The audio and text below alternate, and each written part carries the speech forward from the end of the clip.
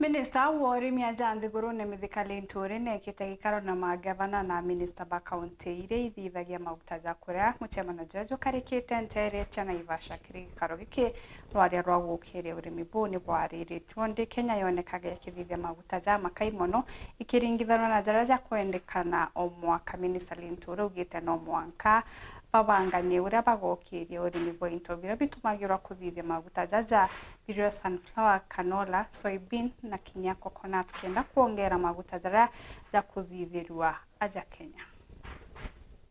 The meeting that you've just had here is a meeting that we are coming together, the national government and the county governments, in trying to come with a framework and strategy of mobilizing farmers to go to the farms, and especially in this rainy season, to be able to plant sunflower.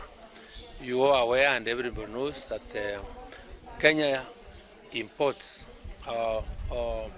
more than 500 billion worth of food items over the years. And as a country, and within the BATA plan, our key priorities is to be able to reduce the level of imports, to be able to increase exports, to be able to grow the economy and stabilize our Kenyan shilling.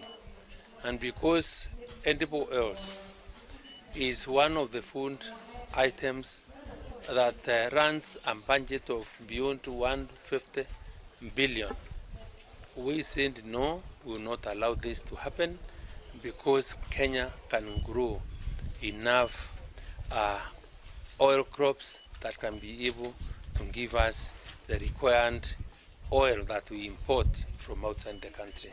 So towards addressing that gap, that's why it's necessary for us here understanding the nature of our, the structure of our constitution and the level of involvement of the counties.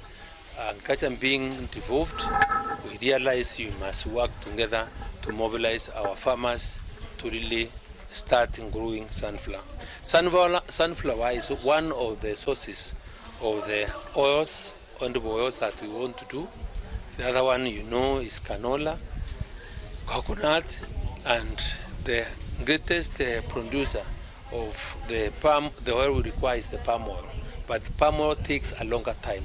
So in terms of trying to address this problem within the very short term, that's why we are starting with sunflower. So we are distributing over 500 metric tons of sunflower in the country through our county systems to really get this seed to our farmers.